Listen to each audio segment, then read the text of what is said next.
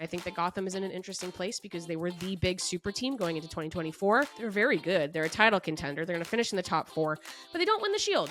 That's, I think we all look at kind of the ridiculous, incredible thing that Orlando did, and you say maybe nobody can top that. But, Gotham had an aggressive offseason, and they don't win the Shield. But I really do think they can go back to back, and it's not just because of all the flashy attacking midfielders and attackers. It is because of their ability to be very, very sound in the back as well.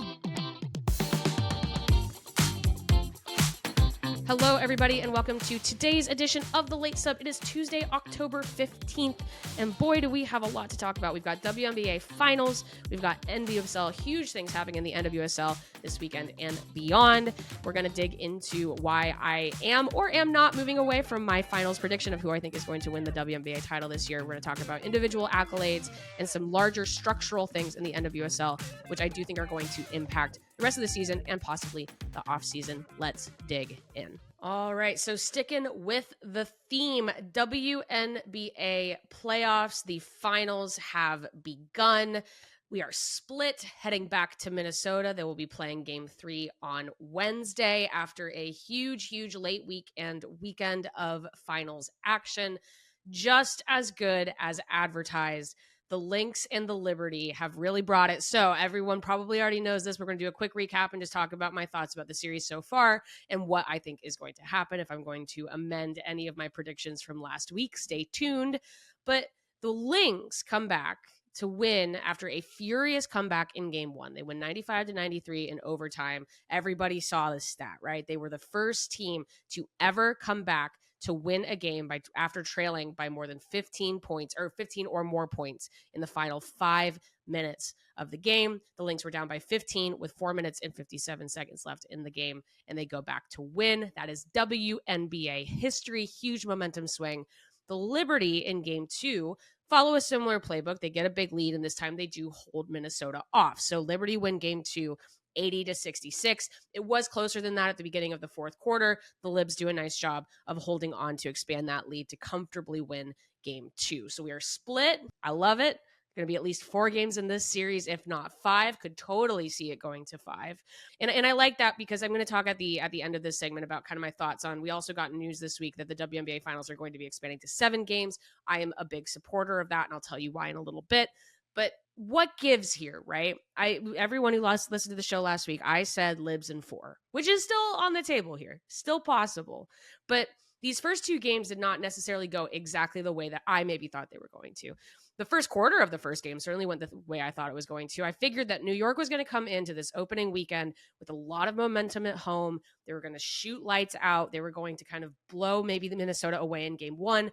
Maybe Minnesota with their quality comes back to win game 2. That's what you see sometimes, right? We also saw Minnesota lose game 1 to Connecticut in that semifinal. So it's not like Minnesota is always amazing in game 1s. They don't have these amazing starts. So that held true in some ways, right? New York came in guns a-blazing. They get this huge lead in the first quarter, first half of the first game.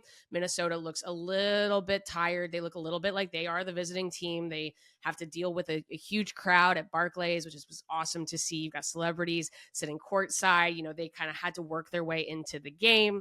They do so. They're so hard to put away.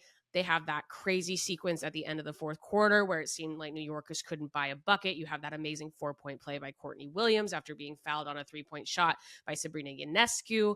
You have the missed free throw by Brianna Stewart to not be able to close it out on New York's end. And then you have the missed layup by Brianna Stewart after that fabulous fadeaway from Nafisa Collier to clinch things in overtime.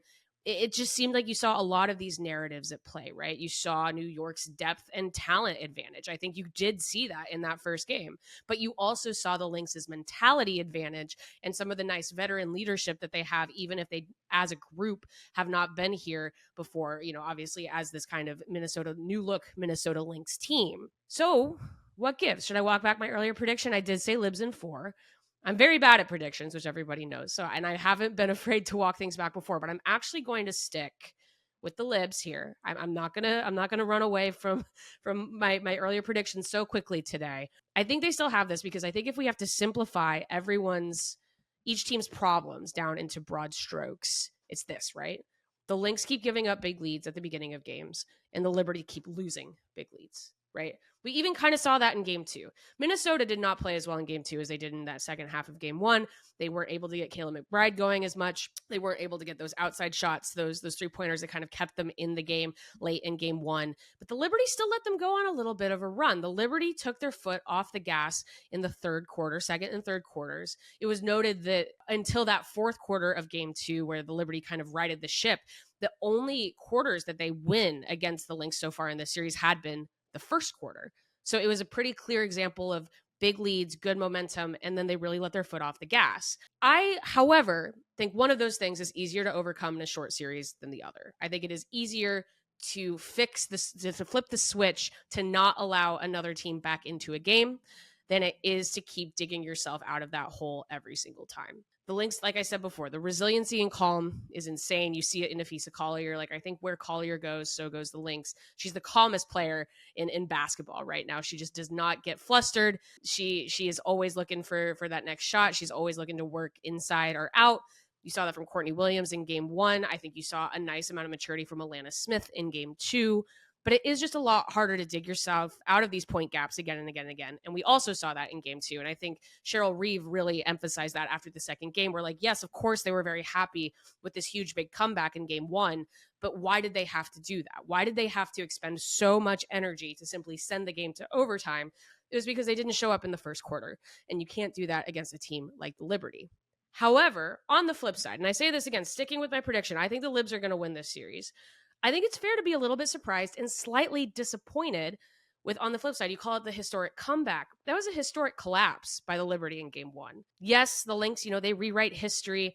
They do it with swagger, and they do it with, nerves of steel. And you saw their quality at the end of that game. But the Liberty let themselves get pulled out of it. New York is still having trouble, I think, proving their mental resilience, even after kind of that really, they said it wasn't emotional, but it clearly was that emotional win over the Aces in this year's semifinal. I do think talent and depth are going to win out here. I think they're a well-coached team. I think that they have the rotations that they need, and I think that they're going to be able to, even if it takes 5 games, I do think New York is going to be able to do this. But you see the same old doubts creep in, though, from last year. People talk about that finals series last year where you had both teams kind of dealing with adversity. I think the Liberty players have talked about some of the off the court things that they were dealing with in their personal lives that made it very difficult to maybe be fully present in that finals series. And then for the Aces, you had actual injury on the court that caused them to, they went into that game 4, everyone remembers, in New York, and people thought, of course, this has to be going to 5. It has to be going to 5. And instead, their bench players step up, and New York looks a little bit rattled. It looks like New York can't do the thing that they were sort of destined to do by winning that game 4. You saw some of that still in this series, I think, despite not seeing it against the Aces in the semifinal. I think I talked a lot about Jonquel Jones last week, about how she seemed to need to be the player to really step up the physicality, up that presence inside. And she's done a nice job. She had 24 and 10 in that game 1 loss. Jonquel did her job. And then she had 14 and 9 in the win. But you also saw Jonquel Jones got frustrated in that game too. It ended up being okay. They ended up being able to hold the Lynx off because the Lynx themselves honestly just looked tired from what the energy that they had to expend in that first game. But you can still see it. You can still see some of that frustration or some of that doubt creep in, even for Breanna Stewart. Breanna Stewart missing that free throw in game 1 or missing that layup at the end of the game to tie it back up in overtime. But Nigelani Hamilton has been limited post-knee surgery in this postseason, but she makes a nice push in game 2 after kind of struggling physically to keep up all the time in this. So that's kind of my example on the flip side, is that I just think that New York, I said this before and I'll say it again, I think that they always have someone who can step up, right? If it's not Sabrina Ionescu, it's Breanna Stewart. If it's not Courtney Vandersloot, it's Leonie Fibich. If it's not, Jonquel Jones, it's but Nigelani Hamilton. I do think that they have enough people in that rotation to do damage and even just get players into foul trouble, right? Get pushed into foul trouble. That can be a huge issue for the Lynx going forward. But I also think that you just want to see this team, this super team, this team that was put together to win New York's first title, truly dominate. And we saw some of that in the semifinals, and it was really nice to see. But I just still don't think we've seen that so far in this final series. And I think that's sort of an interesting question for the legacy of this team as put together. I think, winners get to write it, right? So I'm fascinated to see if the Lynx are able to push this to 5. So I'm sticking with it. I'm sticking with the Libs. If we're hedging, I will maybe just say this. If I'm not, if I'm hedging slightly on just saying the Libs are going to win, I think they should consider this a great failure if they let this series slip away. This is the team that they want to win this series, to win this title. They start these games strong. They have the weapons that they need. Get the killer mentality going and finish this thing in 4. Or Paris to thought, go to a winner take all game 5. I think that would be very, very fun because it's been some good basketball, some really good basketball. And it has been interesting. I think it's a good sign that we're talking about some of those intangibles because it means that the fundamental basketball has absolutely been there. To finish, though, on a note on the WNBA, so I said this at the top of the segment, the WNBA Finals are expanding to 7 games next year. They made some slight changes. They announced this at the beginning of game 1 of this series. They're going to do home, or home, away, home for the higher seed in the first rounds, which I think is great. Every playoff team gets a guaranteed home game. I think once you implemented charters, that's a no-brainer. They keep the best of 3. So it's going to be best of 3 in the first round, best of 5 in the second round, best of 7 in the finals. And here's why I like that. I've seen some people say that they think that 5 is the perfect amount. And it is true that it adds urgency to each game, right? There's that 2-0 hole that we discussed in the semifinals. No team in the WNBA has ever overcome a 2-0 deficit in a best of 5 postseason series. Now, obviously, you can rewrite history. Those things happen. Everyone goes back to that big NBA moment, right? Come back from 3-1, right? But just because, even though I'm always in favor of more games, more home games in each market, I truly believe this is better for competition, despite the fact that it might mean more dead games. The game we saw on Sunday of the Liberty against the Lynx, the Liberty played like it was a must win because it was. You go down 1 game, you can't lose the second. You just can't lose the second or the series is functionally over. The series might go to 5, it might go to 4, but they've never had a team actually win a best of 5 series after going down 2-0. To me, what that turns a best of 5 series into is more of a best of 3 that then gets extended out if you are able to take that second game as the team down 1-0. But if you can't, then it's just over. Then it's just this process, this slow process of having the team that went up 2-0 win. And that's what I don't like. It feels bad for competition in the larger sense, where I don't want a team that's down 2-0 to know in the back of their heads that they're probably not coming back. I don't like that. I think we saw that in that Liberty Aces series. I think you saw the Aces after that second game very resigned to what they knew was about to happen. Even if they had pushed it to 5, I just don't think they were going to overcome that 2-0 deficit. So rather than it becoming this true like best of 3, but then if you split the first 2, then it truly turns into a best of 5. I like the idea that a team can kind of flop for 2 games in a row and still have a shot to come back. I think that's pro underdog. I think it's pro lower seed. I think it's pro competition. I have this issue with tennis as well, women's tennis, where I feel like everyone should have a chance to kind of get thrown off their game, pick themselves back up, and come back. And I think that shorter series don't always let that happen. Now, the great news is that what we have this year is that exact platonic ideal where we split the first 2 and now it's anybody's game. Game 4 is guaranteed to be an elimination game. Love that. And then maybe it goes to a game 5. This is the best of what a best of 5 can do.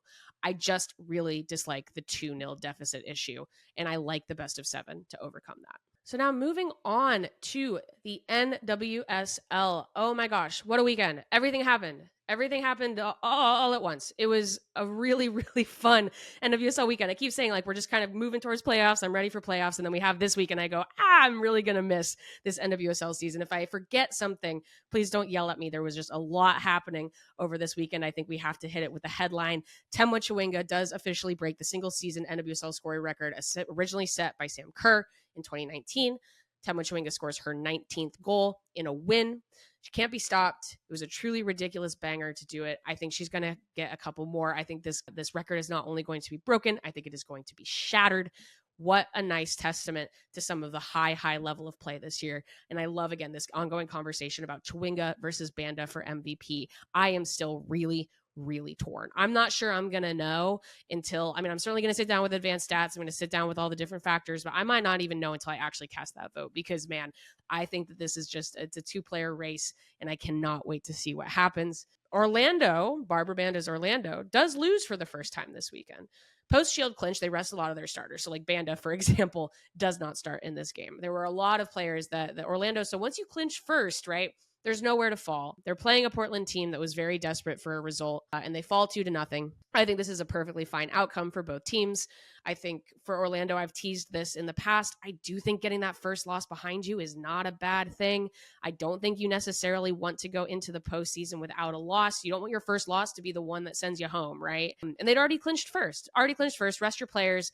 I don't mind this. I mean, again, you don't want to be anti-competition. You want to always be putting your best out, but I think this makes sense for Orlando, and I think it was a nice boost for Portland, who I would also like to see in the playoffs. I do think it's notable. I just want to make a note of this, that Sophia Smith didn't play in this game either. Sophia Smith has continued to miss a number of games with an ankle injury. I don't have any kind of insider info or further insight on that, but that's an important thing that can kind of slip under the radar. There's been a couple high-profile players who have not played in recent weeks. A lot of attention has been made to the Washington Spirits. Injury issues with Trinity Rodman did make her return off the bench in their big win this weekend, but there are some other players where I'm just not sure what their postseason futures look like in terms of injury. So I do think it's important to note not only that Sophia Smith has been held out, but also that Portland was able to get this result without her, especially as Morgan Weaver, who, as people might remember, was out for a number of months with a knee injury, kind of gets back into form. She's playing very well. Hopefully they're going to be able to I just don't think structurally a lot has changed,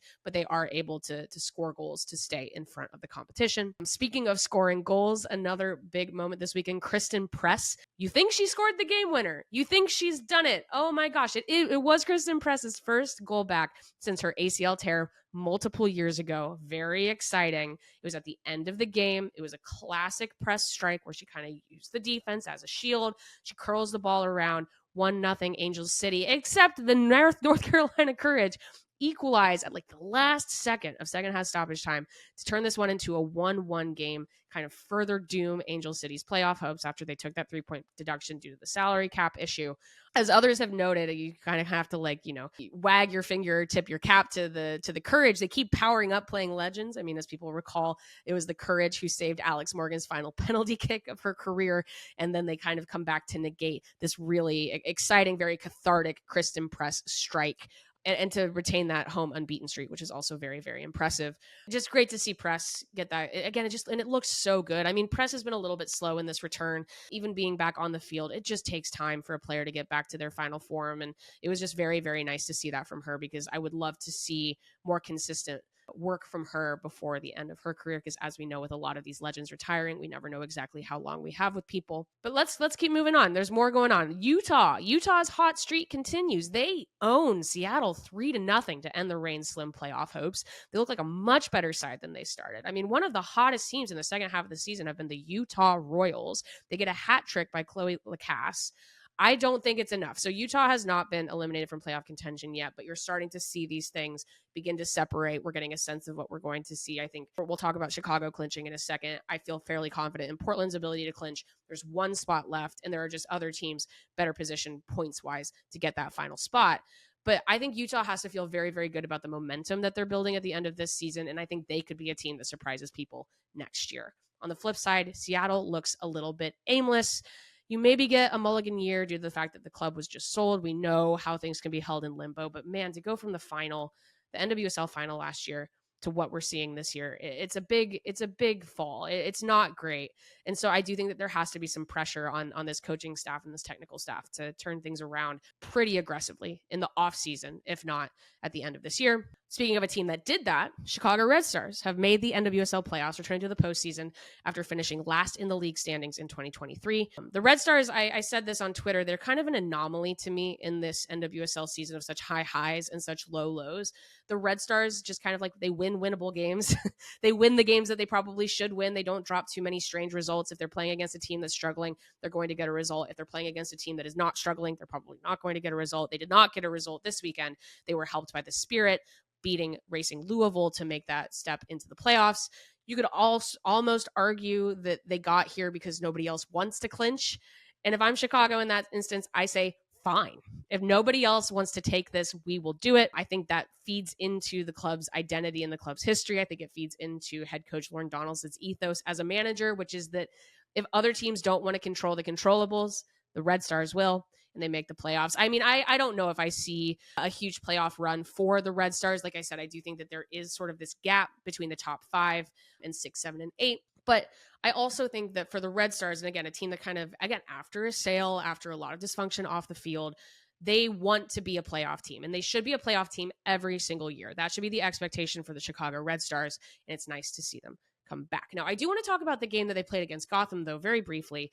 A little analysis corner here, because I was at that game, and I enjoy going to cover Red Stars games, not least because the Red Stars, as everyone knows, doesn't like to play with the ball. They don't like to play with the ball. They give the other team a lot of possession. They're off-ball mentality monsters, right? Which is great for actually analyzing the other team, because you get a good sense of how they recycle play and recycle ball possession.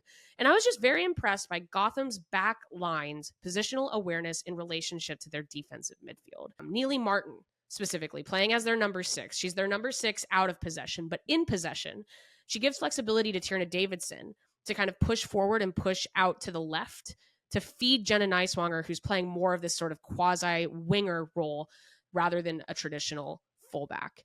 They love that left outlet. So just kind of imagine this movement, right? So you've got a 4 back, and then you've got the number 6 in front of it. When Gotham has the ball, which they did a lot in this game, there was a lot of recycling possession. Tierna Davidson takes the ball, she pushes left. Neely Martin comes back and sits in between Davidson and Sonnet. And then you've got Jess Carter pushing up on the right, and you've got Neiswanger pushing up on the left. And they also have defensive coverage going the other way, because the secret kind of this Gotham defense is it's not that fast, especially when you have Carter and Neiswanger pushing as far forward as they are, right? Sonnet and Davidson are not known as the speediest center backs in the entire league. Martin herself is not the speediest number 6. But through that positioning, they are able to kind of create this united front of the defense, which allows them to be aggressive in possession in the attack. And you saw that over and over and over again until they finally got that deadlock break late in the game on Saturday. And actually it was interesting. Julia Grosso of the Red Stars said after the game, she was thinking about sort of what the Red Stars didn't do to get those chances against the Gotham back line. And the way she kind of described it is she says, I know that our attackers are faster than their defenders. Like, I know that. I know that in my mind. I know if I can break through that backline barrier, our attackers are going to be their defenders. You saw that maybe on the Temwa Chawinga goal a couple weeks ago. It can happen. But through their positioning, they make it very, very difficult to get that ball through. And that is the point of attack, that they are defending rather than necessarily defending in the ball behind. And I just think that's really interesting. And I think that Gotham is in an interesting place because they were the big super team going into 2024. They're very good. They're a title contender. They're going to finish in the top 4, but they don't win the Shield. That's, I think we all look at kind of the ridiculous, incredible thing that Orlando did, and you say maybe nobody can top that. But, Gotham had an aggressive offseason, and they don't win the Shield. But I really do think they can go back to back, and it's not just because of all the flashy attacking midfielders and attackers. It is because of their ability to be very, very sound in the back as well, with, I think, what Juan Carlos Amoros has put together with kind of, again, that shuffling, that positioning. I also, speaking of players that have been out for a little bit, want to note that Crystal Dunn has not featured for Gotham in a couple of weeks, and those have been excused absences. Again, no further insight, but just a note, just kind of an interesting thing, I think, when you look at their options coming off the bench or what they're able to start in the midfield. Like I said, I think Martin's been fantastic. I think Delaney Sheehan's been fantastic. They have the players, and it's all going fine. But yeah, just interested that Dunn has been out for a number of weeks now, because that was obviously a huge signing for them in the offseason. A couple final quick things here, maybe a little bit less exciting. Talk about some offseason, or offseason, yeah, but off the field things. I think we're recording this on Tuesday. The big topic of conversation today is that NWSL Boston has a name, Boss Nation FC. Just let that sink in. It's an anagram of the Bostonian. And honestly, I would have taken that. I think that Bostonian FC, maybe if a little bit boring, would have been fine. Boss Nation is not. I just don't think that's going to last. It's not a good name. I really didn't like their rollout campaign either, but I'm more hopeful that will be lost to the annals of time. My big pitch on this is I don't understand why we as a country, we as a footballing nation, hate nouns so much. What's wrong with a nice noun, a nice mascot, a thing for them to be? And when you type it up, when you write about their team, you get to write city name and then noun, and then you can alternate it, and you can say things like Portland did this and then the Thorns did that. Love it. I love that. I think that there are a lot of things to pull from. I think the New England area has obviously a deep history in sports, and there are many different things you can pull together. I've seen Boston Coven be thrown out there. I think that's a great idea. Like I said, I would even accept Bostonian FC at this point, but Boss Nation is not it. I just really don't understand why we as an entire sporting country have moved away from just putting a noun in there. I think it's nice. I think we could go back to the wildlife board. I think there's a lot of things we could do, but I'm wondering what you guys would like the new Boston team to be, because I would like to think that Boston Nation is not going to last. And then finally, I want to take one final note here on San Diego. I didn't talk about San Diego sporting wise because it hasn't really been that interesting what they've been doing on the field. They have that furious comeback in the Champions Cup against Portland. Great for them. But they're just kind of going, they're going out with a little bit of a whimper in terms of the NWSL regular season. As people might recall, this is the 2023 Shield winners. And they've had a lot of news off the field. I just want to quickly do this rundown of where San Diego has been dating back really to the middle of the summer, and just the questions being asked of the entire club on and off the field, because it just feels like a very unstable situation right now. Again, completely from the outside, no inside information. This is just based on publicly available information. So Casey Stoney, their head coach, their inaugural head coach, is abruptly fired at the end of June. She is clearly shocked by that decision. The team has kind of stagnated on the pitch, but she's very well respected. Her players seem to like her a lot. She is abruptly fired in June. On July 3rd, a former employee of the club accuses President Jill Ellis of gender discrimination and emotional abuse within the organization. That's how the former employee's lawyer categorized that statement. Ellis vehemently denies this in a statement to the Associated Press immediately. So there was a big denial from Jill Ellis after this allegation that was posted on Twitter. It's still on Twitter. You can find it. On July 30th, Ellis sues the former employee for defamation. That case is still open. We've seen some anti-SLAPP filings in the recent weeks. That defamation lawsuit is still open. I don't know where exactly that's going to go. It seems like both sides feel like they have a case there. On August 16th, the Wave named Landon Donovan interim manager. He doesn't have any women's soccer experience. He's obviously a big name in soccer itself. And since the Wave have been fine, certainly not better than I think they would be under Stoney. Again, a little bit aimless. They make some, they send Abby Dahlkemper out. Alex Morgan retires. The team's identity seems like it's kind of been lost. And then last week, 5 former Wave employees sue the Wave for labor discrimination. It's a long lawsuit. I recommend reading the whole thing if you can, but essentially whittling it down for discrimination. And they also are suing the NWSL for failing to properly investigate those claims. Ellis is named in the lawsuit, though she is not a defendant in the lawsuit. That lawsuit is specifically against the Wave as an organization and the NWSL as a league. It certainly appears, based on that entire timeline, that things have gone very wrong in San Diego. And based on some of the allegations being made from former staff, perhaps things had been going wrong since the very beginning. Their public image very, very different than their private one behind the scenes. And you don't want to conflate on the field with off. I'm very mindful not to do that. But if an organization is accused of crossing the line where there aren't employee protections, that energy feeds into everything. People know that the players have a union, but staff do not. So they do not have unionized protections outside of certainly, labor law and employee law, which is why this is becoming very litigious. It's going to the courts. I just kind of look at this in similarity to Dearica Hamby's lawsuit against the Aces and the WNBA, which was filed earlier this year. There is sort of this trend, is maybe too strong of a word, but there is this pattern of people who don't see recourse elsewhere, especially in terms of internal investigating from the league, against notable public figures who maybe you say, okay, this person has more power than me. I'm going to take this to the courts. And I think you also saw on the other side, you saw Ellis being very litigious on the other side. And I think it's just something to watch. I think these rulings are going to be notable. I'm going to be interested to see if they go to court, if this is something that does open up to discovery, what this ends up meaning for the NWSL and I think the WNBA, because I do think the accusations of failure to properly investigate are very similar.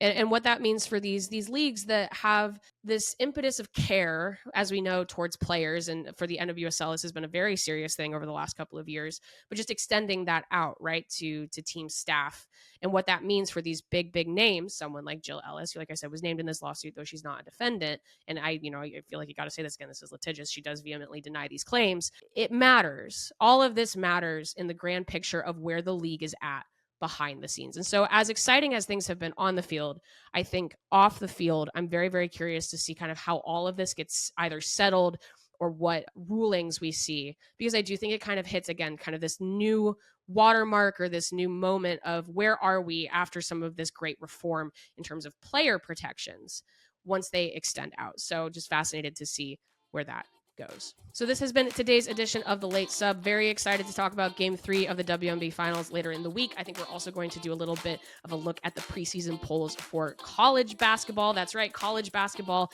is fastly approaching. Very exciting. We're going to do a little bit more analysis in NWSL, and we've just got a whole lot more to talk about. Thanks everyone for hanging out with us, and hang out with us later this week as well. I am your host, Claire Watkins. Shout out to producer extraordinaire Parker Fenton. We'll see you next time.